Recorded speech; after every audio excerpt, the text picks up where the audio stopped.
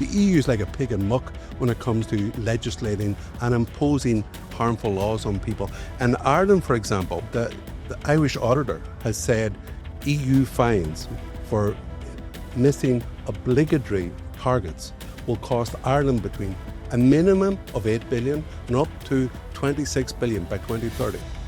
I think it's fundamentally actually very dehumanizing these people.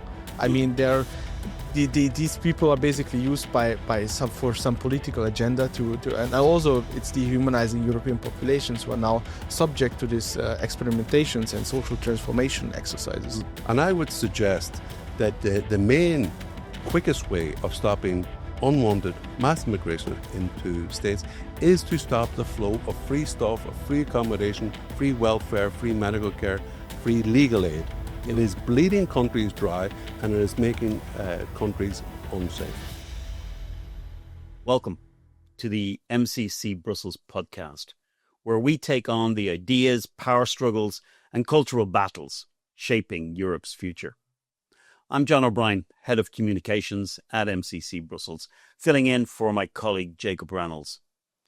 And this week, both Brussels and Strasbourg are buzzing. The European Parliament is locked in debate over two deeply controversial issues. The 2040 climate law, which could redefine how you farm, how you eat, and how you live. And the Migration Pact, which would force member states to accept migrant quotas, meaning the EU Commission tells your politicians how many people from outside your country must be admitted. Refuse, and your government pays again and again using your taxpayer money as punishment for saying no.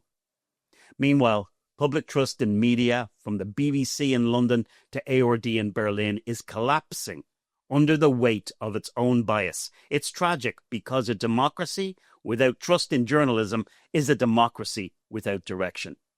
It's a week that says everything about where Europe stands in 2025, a continent at war with its own people, farmers, citizens, taxpayers, all being told to sacrifice for the goals they never voted for. Joining me to dissect it all are two voices that never pull their punches. We're joined by Herman Kelly, president of the Irish Freedom Party, and Richard Schenk, researcher at MCC Brussels. Gentlemen, welcome. The Commission insists that cutting emissions by 90% by 2040 is essential for the planet. But this week's leaked draft proposal shows exactly who's paying the price: Europe's farmers. Tractors, for the last few years, have been blocking roads in France, Belgium, the Netherlands. Farmers say they're being criminalized for producing food, while policymakers turn a blind eye and a deaf ear. Even the EU's own research admits that agricultural output could drop by 15% within 5 years. That's not transition. That's a managed demolition. Herman, Brussels says this is about saving the planet.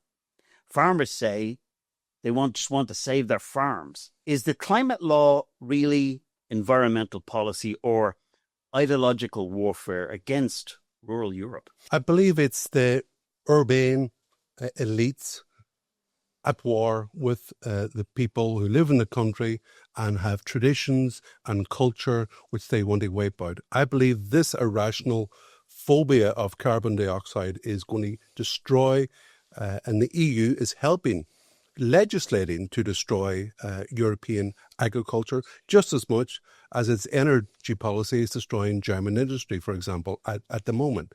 Now, this policy of now where they're talking about trying to reduce some of the onerous carbon dioxide emissions policy, but let's and be warned, I'm going to drop as many rural aphorisms as I can. The EU is like a pig in muck when it comes to legislating and imposing harmful laws on people. And Ireland, for example, what it means in concrete terms, in a way that for Irish agriculture, the chickens are coming home to roost. Mm-hmm. That, for example, the Irish auditor has said EU fines for missing obligatory targets will cost Ireland between a minimum of 8 billion and up to 26 billion by 2030. That's just by fines alone. On top of that, the Irish state came up to fulfill these EU requirements. We're going to cull 200,000 cattle over 3 years recently until a public uproar stopped it. And now, at this very minute, because the same carry on about EU regulations, that the Irish government is going, the Irish state is going begging to Brussels to get a further derogation of nitrate directive so they can actually put fertiliser on the land. It's ridiculous. It is destroying agriculture. It is destroying rural Ireland. And when this is replicated all across Europe, especially in large agricultural countries like Eastern Europe and France, etc., it is going to have huge cultural ramifications. Now, Herman, you are not a flat earth person. You're not someone who doesn't care about our environment and our countryside. In fact, I've spoken to farmers, farmers in Ireland who are very concerned and very environmentally conscious. It's not a problem that we don't care about the environment. It's that some of these targets were set by environmental extremists. Is that the case? Well, look exactly what the EU did with the Renewable Energy Directive in 2010. So it sounds good, green energy, yeah. Let's have biofuels. The consequence of this okay sounding idea was that forests the size of the Netherlands were cut down in Latin America to get these biofuels. It also meant that there was less food, meant that food prices in the developing world went up, and it caused hunger across the world because of this silly idea. Of course, they rolled back on it very quickly when they saw the consequences. But on the environment, I would suggest that the main problem is pollution, like hormones in the water, sulfur dioxide, nitrous dioxide in the water, in our environment, cancer-causing problems. But the problem is not, as we all know from school, that carbon dioxide is necessary for photosynthesis, and it's not going to kill us. It's actually plant food. Yeah. So this fear, irrational fear, carbon dioxide, and the whole idea that a trace element, 421 parts per million in the environment, is the main problem. Well, I would say the main problem is actually pollution of our air and water course and our food, not carbon dioxide. Richard, the other day you sent me a video from German public television in which there was a reporter, laying out how so many politicians are now rolling back on these environmental promises that they made. I sent it to another reporter, and her reaction was, oh my God, they don't understand that we're talking about survival of the planet, that the planet is in danger. Isn't that part of the problem? That some people believe that basically we're all going to die within a couple of years because of the environmental problems, where other people believe that they can be managed and balanced with things like producing food. Well, if you look at how this environmentalist narrative works, they always say, for example, there is consensus within science, and that there are all these international agreements like the IPCC reports that are basically confirming this. Well, how, for example, the International Panel on Climate Change, this IPCC works, is that you have a over 1,000-page real scientific report that is reflecting the current state of the. It's basically a meta study on the state of science, and it is very differentiated. For example, they don't speak of all these tipping points that environmental activists always say. Because there is no real scientific proof for that. There also evidence in these reports that the recent 2 decades were especially warm because we had less clouds that allowed more sunshine onto the air. So these kind of differentiations are obviously there in science, but what they do is they condense this 1,000-page report into a 100-page political narrative where usually the scientific sources disappear and only papers published by environmentalist NGOs are cited as sources anymore. This is a political agreement. They are trying to shape the narrative. They are trying to push it harder and harder, and obviously then you have all this consensus in mainstream media as well, that every flood, every fire is caused by climate change. For example, one of the biggest German insurance companies, Munich Re published a number that every year they have to insure 8% more and more of environment of extreme weather damages. Well, 8% is almost exactly the growth of global GDP plus inflation. So this is, but it sounds a lot. But there is more to insure. Then you have obviously more damages. And if you look at the amount of deaths caused by extreme weather, they decreased a lot during the recent decades, especially because there was so much progress made in developing countries. Herman, the green agenda has been called the new feudalism, where urban elites dictate how the countryside must live. Is that what we're seeing with the nitrogen bans, the livestock cuts, and the forced rewilding? And why is it that the Danish politicians seem to have went off and negotiated a good deal for their farmers, where you're from, Ireland, seems to have negotiated the worst deal possible? I think very much the orientation of the politicians in that country. Now, we'll get on to the matter of RTÉ and broadcasting later, but the Irish politicians doesn't matter if they're Fine Gael or Fianna Fáil, they come to Brussels and they are like a doormat. They prostrate themselves before their political masters in Brussels. And that's very, very, I don't know, I think it's just overhang of a post-colonial inferiority complex, which they once had for Britain, they now have for Brussels. I find it absolutely disgusting.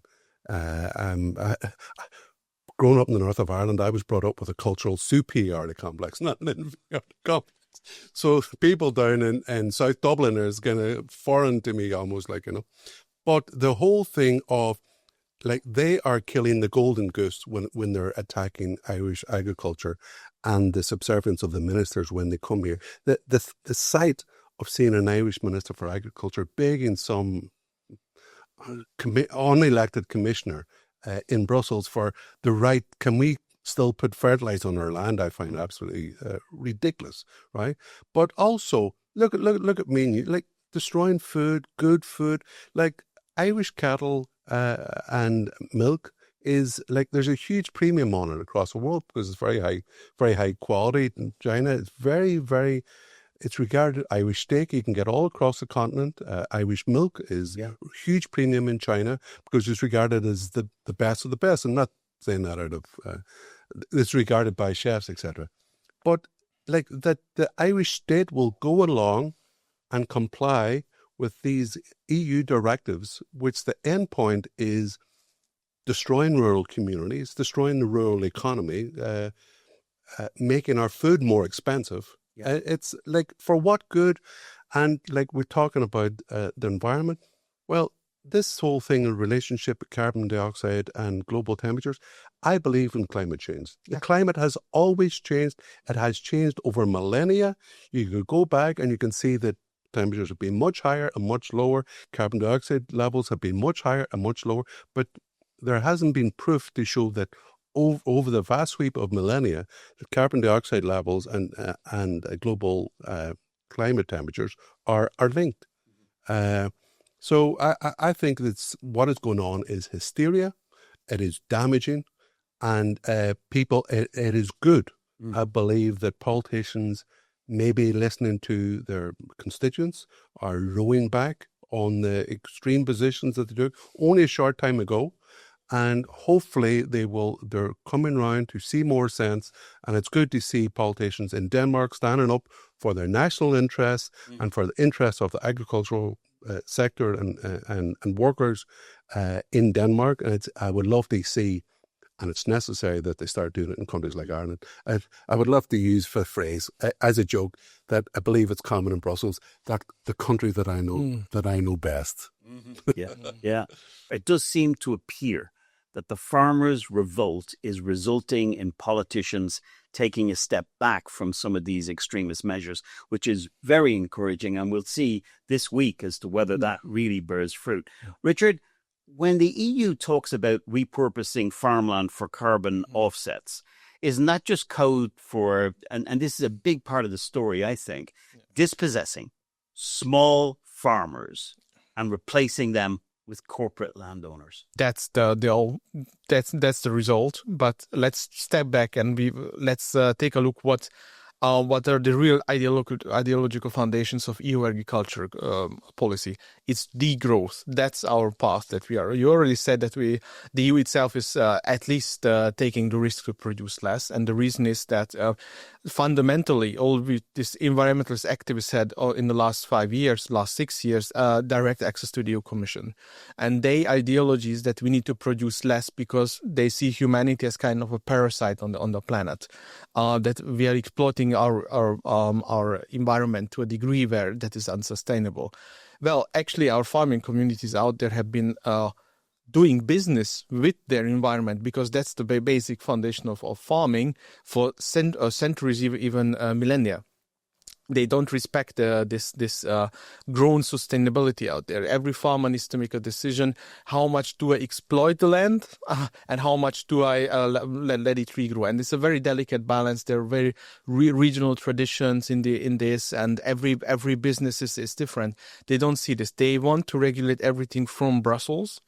And what they are ultimately achieving is that the first ones who are driven out of business are the small landowners, because they cannot fulfill all these bureaucratic obligations. They cannot access EU funding as easily as big corporations, because they don't have the expertise to access. It's not easy to fill out all these forms and to fulfill all these regulations.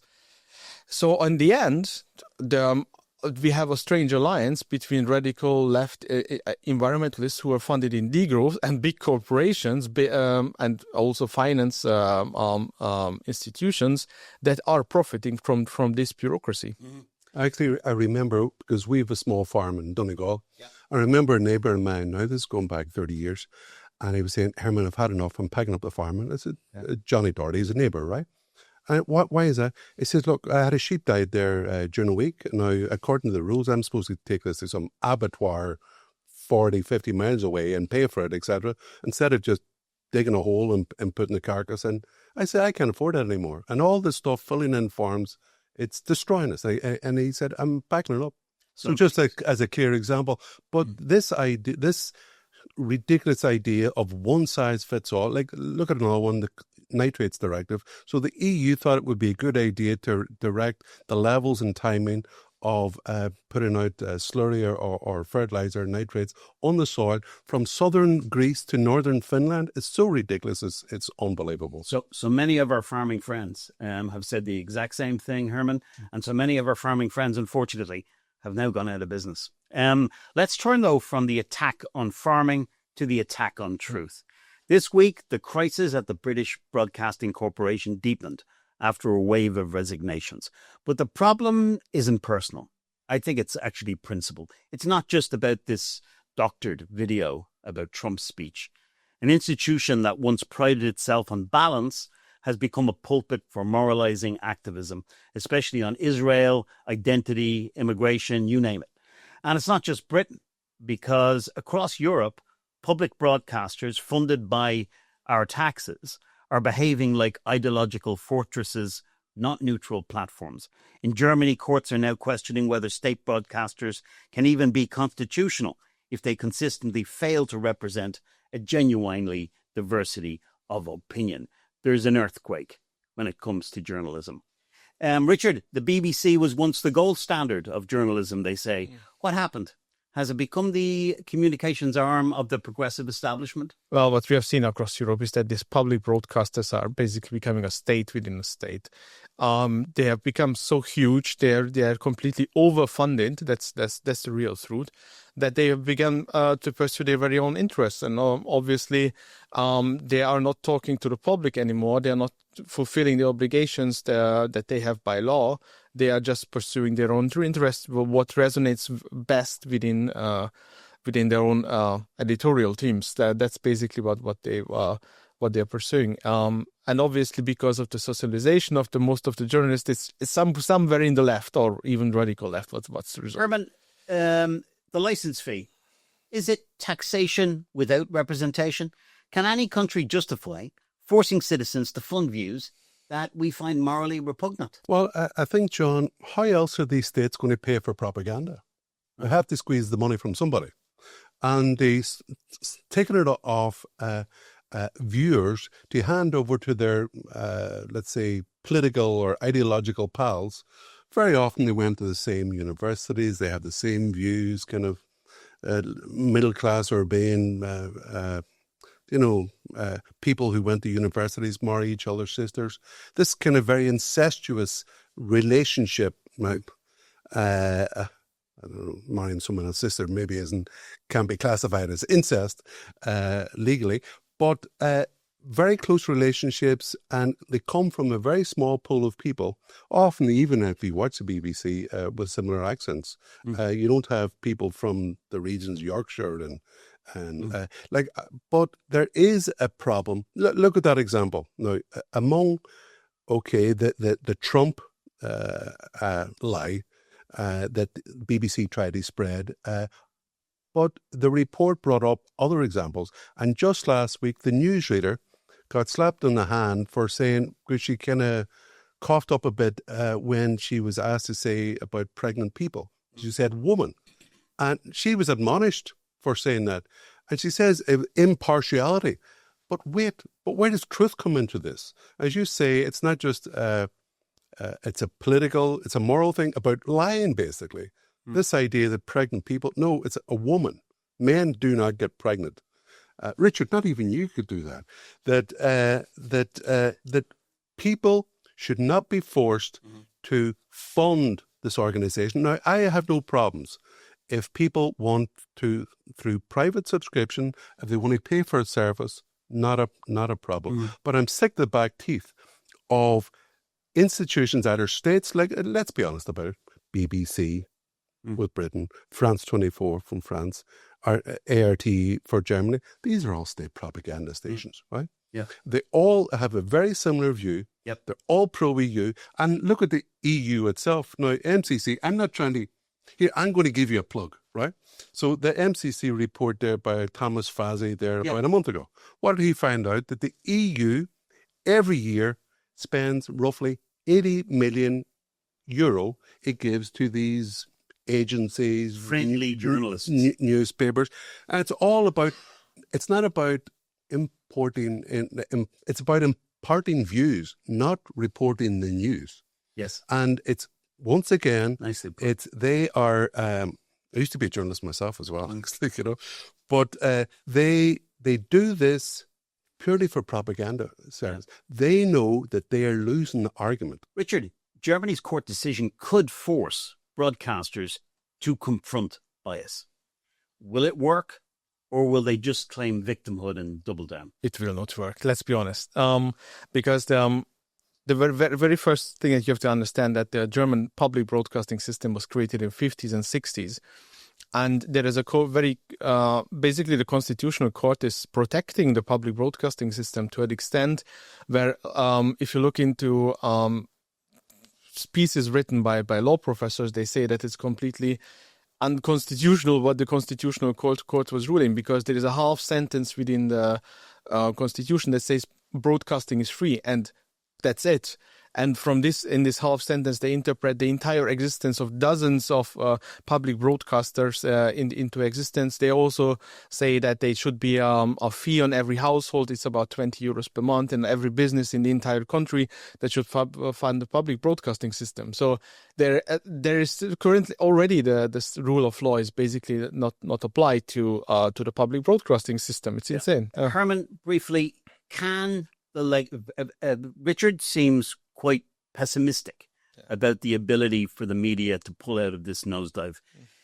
I want to ask you, can legacy media ever reform, or is its authority gone for good? I think its moral authority has been destroyed, that many people are actually turning away from legacy media, and they're going to find it on social media where they're actually freer to debate. You see it even there on X, that underneath you have publicly people can trash and they can correct, and people can see it being done in real time. I think that legacy media have lost a lot of trust. And talked about state-funded propaganda. In Ireland, the Irish state just gives 725 million euro to the state broadcaster RTÉ over 2 years. people see that thinking, he who pays the piper calls the tune, right? That kind of basic law hasn't changed and it's not going to change. And when there's a huge EU or state funding of broadcasters, people just won't believe. Look, people who were brought up with it, who are 60 and 70, may still watch RTÉ and believe it, but certainly for a younger generation, look, they are on social media and they rarely watch these old broadcasters. Yeah. So I think they're going to become old dinosaurs. I don't think it matters. It does matter at the reform because they're wasting our money, but I think they're finished. Europe doesn't have a fake news problem. It has a fake neutrality problem because nothing we're seeing in the media these days is neutral. And let's move on to another battlefront, migration. This Wednesday, Parliament debates the Commission's redistribution plan, one that forces states to either accept asylum seekers or pay for refusing them. It's called mandatory solidarity, a phrase Orwell, I think, would have loved. Yet the Commission missed its own legal deadline to table the full proposal. Nothing happens. There's no accountability around it. Meanwhile, voters across Europe are asking a simple question. Who governs, Brussels or the nations themselves? Herman, isn't this the perfect symbol of today's EU? A project that demands obedience from everybody but itself. Absolutely, yeah. And I noticed that I printed out the thing from the European Commission website, all describing the Migration Pact. And the thing it talked about EU agencies, EU funding for EU member states. Nothing about the right of national governments to determine who comes into their own borders. This idea is generally called the tragedy of the commons. When everybody's responsible, when everybody claims ownership, nobody really is responsible. And the idea that the EU will dictate either the framework or the specifics of who and how many people come into someone's country, and even at the moment, the lack of detail. They're not being; these states haven't been told the detail, even now, of what someone has to come into force now in I think about 18 months. They're going to have to apply rules which they don't know yet because they haven't been told by the European Commission. So all this solidarity mechanism, as they call it. So basically the EU wants to decide how many people are going to come into your state. And if you don't take them, you're going to have to pay roughly 20,000. But they haven't been told the specifics of how many people or how much money or what's the alternatives. So I just think that the EU, this whole idea of reckless open borders across Europe has been a disaster. Ireland, for example, there is a relationship between large-scale immigration of unvetted males into countries and an increase in crime. That's been shown in government studies in Sweden and in Germany, just for example. And the EU being responsible and being seen to be responsible for border security, I believe, is a massive mistake. And that's why I'm very pleased to see countries in Eastern Europe standing up against the EU to say, no, we're going to be the captains of our own house and we will be the ones to decide who comes into our country. Migration isn't just economic. It's transforming culture, identity, security. And you talked about its impact on crime when you have a multicultural type of situation.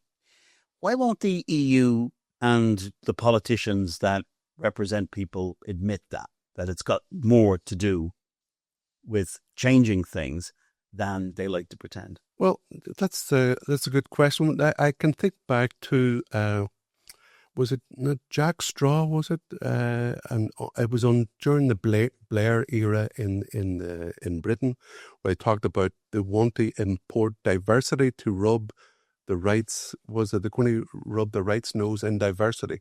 Also, it's also for the left. It was about importing a large population who would remain dependent through welfare on the state and keep on voting left. Right, they're replacing voters as much as workers. Look, if the EU was really interested in supporting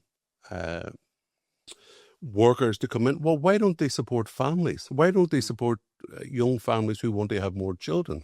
Why is it necessarily that the EU just wants to push one mechanism which is importing more and more people from abroad? And very often these people are not here, don't come to work.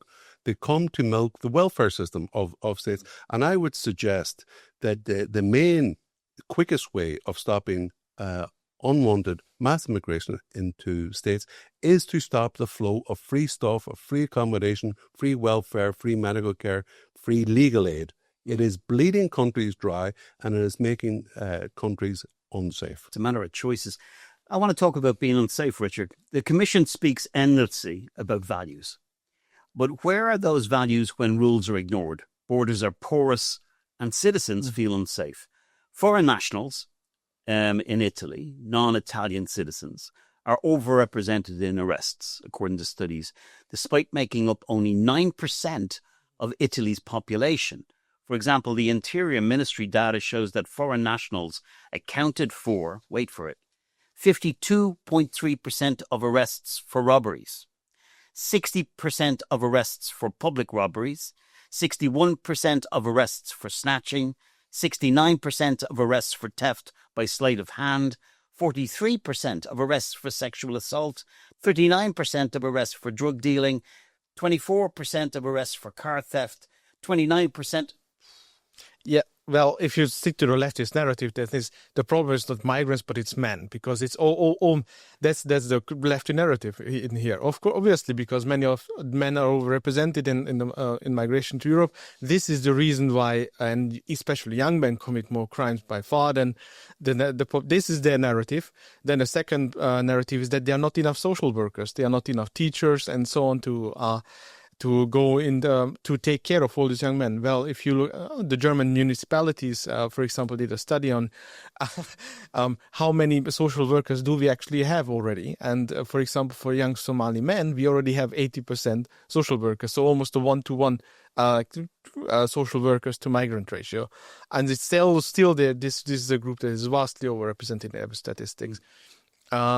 So it's fundamentally that basically they want to make us. It's about this narrative that everybody is the same, completely regardless of socialization, education, religion. We just need to accept that. But these statistics, Richard, clearly show, and I know that in many countries they don't collect statistics. Yeah. They're hiding what's going on. But here.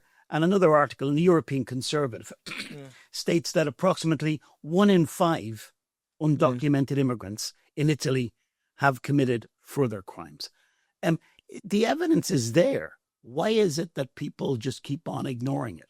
Or indeed, if you raise it, you're far right, hard right, as opposed to being a concitizen who might be afraid. Well, the radical left obviously is using this as a Trojan horse. There are plenty of papers and out there. But to tell you an anecdote, when I was at university, there was a radical left meeting. I went to there, and there was a Syrian guy telling that now the migrants are the new working class. It's fundamentally rooted in this neo-Marxist postmodernist ideology that there needs to always be some kind of revolutionary class. And if the traditional war workers have dried up, then we need to import migrants who are the bon sauvage, to quote Rousseau on this, the noble wilds who can then used to be for their revolutionary purposes. I think it's fundamentally actually very dehumanizing these people. I mean, these people are basically used for some political agenda and also it's dehumanizing European populations who are now subject to these experimentations and social transformation exercises. Wednesday's debate isn't just about quotas. It's about whether Europe still believes in democracy. If national parliaments can't control their own borders, their parliaments in name only. Herman, Richard, thank you both for joining us in what's been a week of extraordinary clarity. Thank you. It's been a pleasure. Across these three debates, climate, media, migration, a single thread runs through them all. The widening gulf between Europe's rulers and European people. From the farmers in Flanders to families across the continent, the journalists who refuse to parrot the line. They're all not rebels, they're realists. And realism, not ideology, is what Europe desperately needs if it's to survive as a civilization worth defending. To our listeners and viewers, stay informed, stay skeptical, and don't let Brussels gaslight you into silence. For more analysis and commentary, follow us on X, follow us on YouTube. Leave a comment in the comments below. Until next time, I'm John O'Brien, reminding you that freedom is never given, it's defended. Signing off for MCC Brussels.